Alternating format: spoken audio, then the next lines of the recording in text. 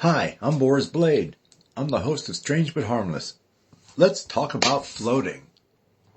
There are many ways to float. The most obvious is floating in liquid, most often water. I love water as long as it's not over my mouth.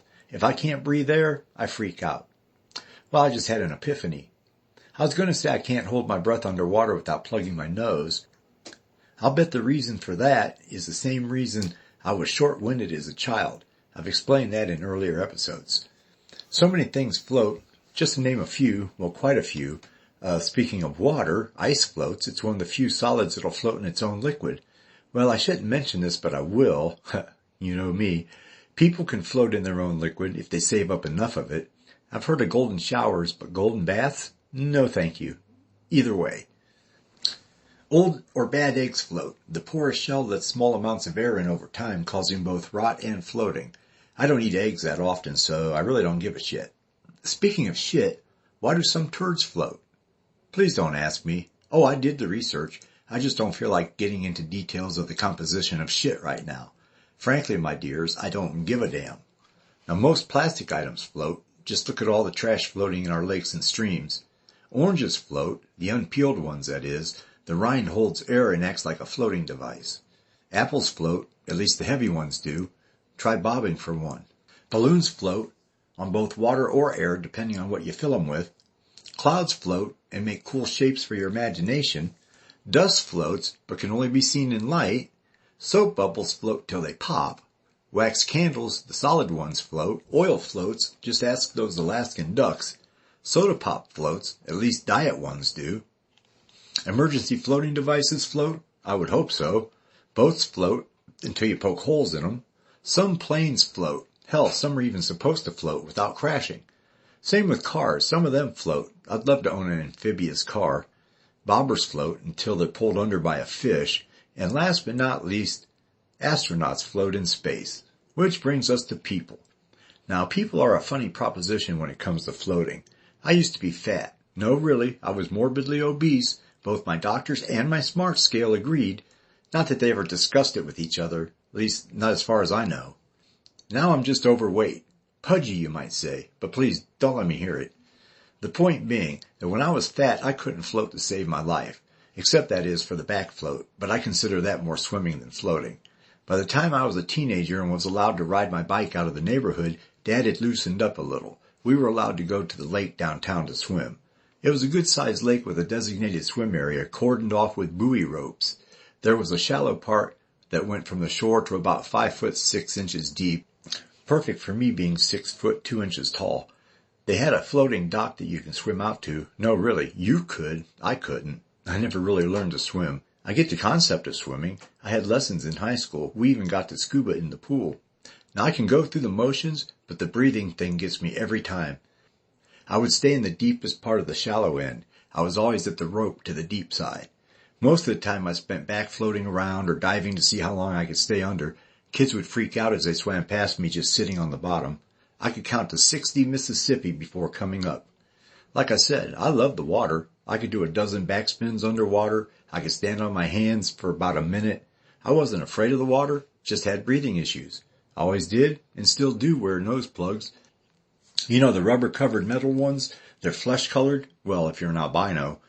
They have an inconspicuous rubber band that goes around your neck. Yeah, right. First thing I always did was tear the rubber band off. I got real good at grabbing them off my nose just as I stood out of the water on my way to the shore. I'd shove them in my pocket. I thought I was slick. Even now, if I want to go in the water, I need nose plugs. When my wife and I was on a weekend at Hotel Spree, we made a hotel bag. I kept losing my nose plugs, so she bought me like 50 pair on Amazon. But in the ocean, salt water made me buoyant as hell. The first time I was in the ocean, I back floated out, just cruising along. After a while, I lifted my head and discovered that I was out so far, my wife and her sister looked like little ants standing at the edge of the water waving their hands like crazy. I almost freaked out, except I'm really good under pressure. Now, because I couldn't hear them screaming, which I knew they would be, I immediately turned my happy ass around and started floating back to shore. Once I could stand, I walked the rest of the way in. My wife was quite upset. The first thing out of her mouth was, "We've been screaming for 10 minutes. Needless to say, she doesn't want me back in the ocean. Now, people also float as they fall asleep. There's this feeling of floating when you're either just falling asleep or shortly after that only lasts a fraction of a second.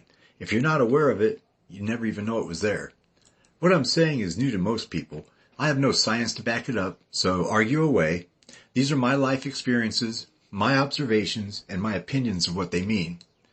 Here's how it works, at least for me. Now bear with me here, it gets convoluted. I've had many strange experiences. My favorites have to do with dreams and such. This is not a dream, but close enough to fall into the category. As a young preteen, I would be trying to fall asleep in my room, sometimes without much luck. Then, just as I would feel drowsy as hell, I'd get that feeling. You know the one you get just as you're falling asleep, and your subconscious interprets it as a physical fall. Sometimes you go on to sleep and never remember it. Sometimes you wake up startled and confused, feeling like you did just fall. Well, sometimes I would get door number 3. In the middle of the fall, I would come out of it to find my consciousness floating above my body. Not far above, I could see my face, and my eyes were always open.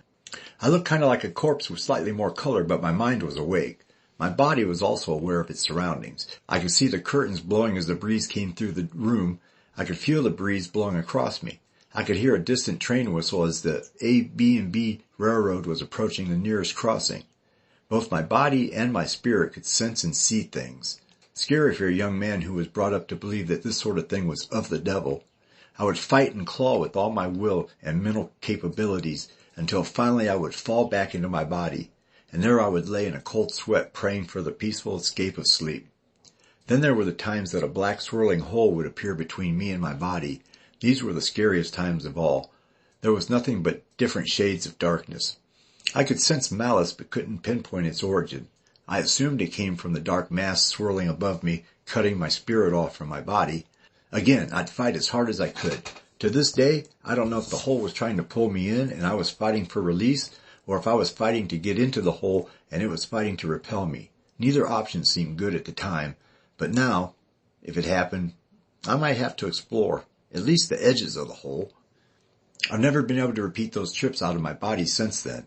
They ended a mere months after they started, a year at the most. I wish I could do it now.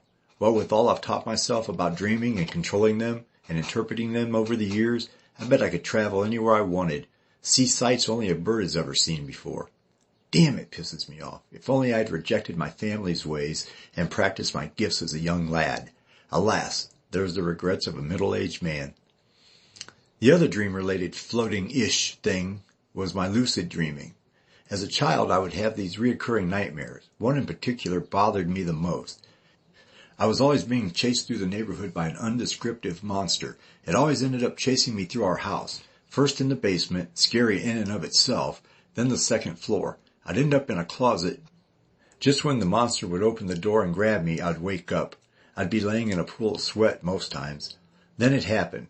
One time, just when the monster was about to open the door, I realized I was in a dream. I took control. Suddenly, the monster was gone and I was standing in front of the house. What has any of this got to do with floating, you might ask? Well, I would. From there, I'd start running down the road leaping. Each time I did, I'd go higher and higher and higher.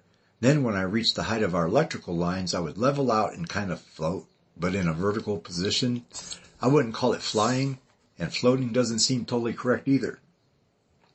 But I never had time to float more than a few minutes, dream time, before I woke up. It seemed the dream was on a timer. I estimated I still woke up about the same time as I did when the monster was chasing me. Eventually I got to where I'd realized I was in a dream a little earlier, which would give me more time to play. Have you ever had any kind of out-of-body experience? Have you ever had lucid dreaming? Well, that's it for today. I'm Boris Blade, and as always, I'm strange but harmless.